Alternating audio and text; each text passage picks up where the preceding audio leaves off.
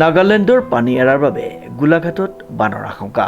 উল্লেখযোগ্য যে নাগালেণ্ডৰ দৈয়াং জলবিদ্যুৎ প্ৰকল্পৰ পৰা অতিৰিক্ত পানী এৰাৰ ফলত গোলাঘাট জিলাত বান পৰিস্থিতিৰ আশংকা বৃদ্ধি পাইছে। নাগালেণ্ডৰ দৈয়াং জলবিদ্যুৎ প্ৰকল্পৰ 4খন গেটেৰে পানী এৰি দিয়াৰ বাবে দৈয়াং নদীৰ পানীৰ পৰিমাণ হঠাৎ বৃদ্ধি পাইছে বুলি স্থানীয় ৰাইজে জানিবলৈ দিয়ে।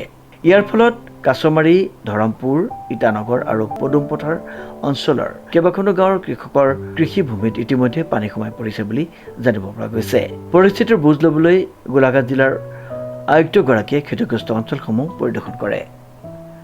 আজি মই মেৰাপানী গোটেই অঞ্চলটো ভ্ৰমণ কৰিলোঁ আৰু মোৰ লগত সংগ দিলে ইয়াৰ বৰ্ডাৰ সীমান্ত দণ্ডাধীশে সংগ দিলে আৰু স্থানীয় মানুহ সংগ দিলে আৰু যিবোৰ সম্ভাৱিত অধ্যুষিত এলেকা য'ত আগতে বানপানী হয় সেইকেইটা জেগা চালোঁ আৰু লগত মোৰ বিডিঅ' ডাঙৰীও আছিলে আৰু আমি দেখিছোঁ পানী মাজে মাজে উঠে কমে এনেধৰণৰ হৈয়ে আছে আৰু আমি এটা শংকা কৰি আছিলোঁ যে দৈয়াঙৰ প্ৰকল্পৰ পানীয়ে এটা ক্ষতি কৰিব। আমি লাষ্ট 2-3 দিন পৰা মনিটৰ কৰি আছিলোঁ আৰু এতিয়া দেখিছোঁ ৰেডিয়েল গেটবোৰ বন্ধ কৰিছে, পানী তেওঁলোকে এৰা বন্ধ কৰিছে আৰু যিহেতু তেওঁলোকে পানী পাৰিলে এৰিলে 207 কিউবিক মিটাৰমান পানী তেওঁলোকে এৰিলে, কিন্তু যিহেতু আমাৰ বতৰ গোলাঘাট জিলাত ফৰকাল আছিলে আৰু ধনশিৰি নৈত পানীও তলত আছিলে, ফলিং ট্ৰেণ্ডত আছিলে, ব্ৰহ্মপুত্ৰৰ পানীও ফলিং ট্ৰেণ্ডত আছিলে, তো পানীখিনি ওলাই গৈছে। কিন্তু কিছুমান আমাৰ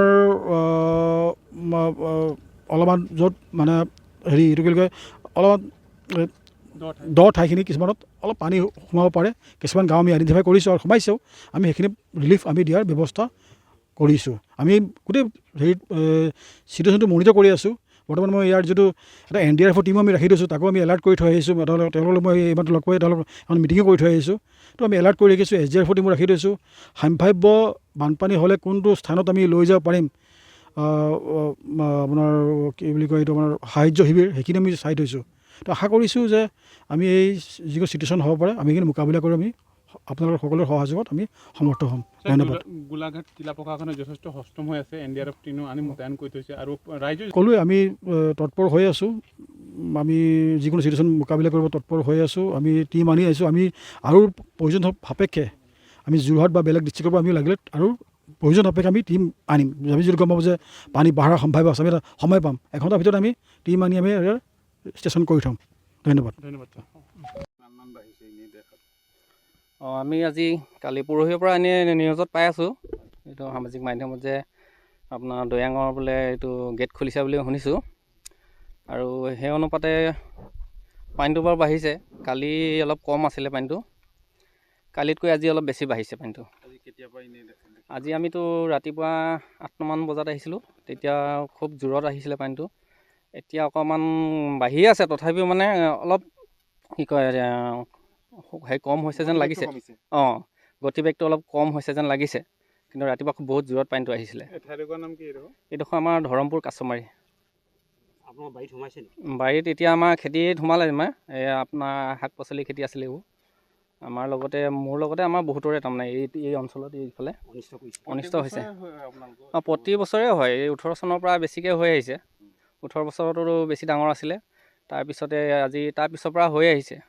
যোৱা বছৰো আছিলে, এইবাৰো এতিয়া বাঢ়িছে আৰু হয়তো বঢ়াৰ সম্ভাৱনা আছে। চৰকাৰৰ ফালৰ পৰা একো নাই। চৰকাৰৰ পৰা মানে আগতে আপোনাৰ এই যিবিলাক পাছবুক, ভোটাৰ ID এইবিলাক জেৰক্স বিচাৰিলে দিলোঁ, ফোন নাম্বাৰ বিচাৰিলে দিলোঁ, বিচাৰি আহিলে আমি দিলোঁ আৰু তাৰপিছত আমালৈ একো সাহাৰ্য নাই। চৰকাৰক জনাম যে যিবিলাক মানে খেতিয়কৰ খেতি অনিষ্ট কৰিছে তেখেতসকলক এটা সাহাৰ্য দিলে ভাল হয় আৰু আজি কেইবাটাও বছৰ মানে লেঠাৰিকৈ খেতিবিলাক নষ্ট হৈ আছে আৰু এতিয়া সেইটো কাৰণে খেতিয়কে অলপ উপায় এটা পাবৰ কাৰণে কিবা এটা সাহাৰ্য দিলে ভাল হয়। এইবাৰ খেতি নষ্ট হৈছে, এইবাৰ হৈছে, এইবাৰ বহুতৰে হৈছে, হ'লেও আৰু যদি পানী বাঢ়ি যায় আৰু অধিক মানে নষ্ট হোৱাৰ সম্ভাৱনাটো আছে। গোলাঘাটৰ পৰা পল্লৱিকা বৰুৱাৰ ৰিপৰ্ট, নিউজ নাও।